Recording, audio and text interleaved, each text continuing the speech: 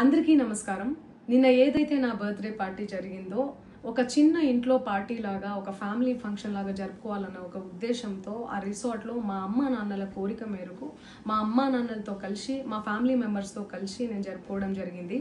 అక్కడ మా అమ్మా నాన్న ఫ్రెండ్స్, మా ఫ్రెండ్స్, మా ఫ్యామిలీ ఫ్రెండ్స్, మా టీమ్ మెంబర్స్ మాత్రమే ఉండడం జరిగింది. అండ్ అట్లనే లిక్కర్ ఉండడం జరిగింది, సౌండ్ సిస్టమ్ ఉండడం జరిగింది.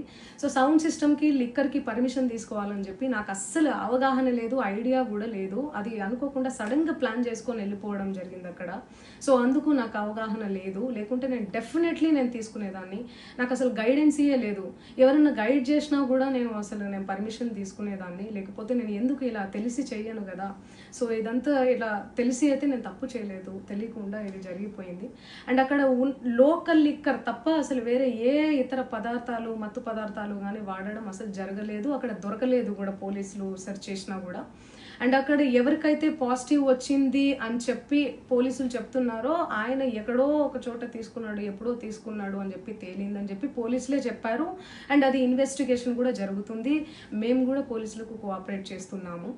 అండ్ నేను ఎందుకు ఇలా చేస్తాను, అసలు నాకు తెలిసి ఎందుకు చేస్తాను, మా అమ్మా నాన్నలతో దట్టు మా అమ్మా నాన్నలు పెట్టుకొని ఇలాంటివి నేను ఎంకరేజ్ చేస్తానా, ఇలాంటివి చెప్పండి.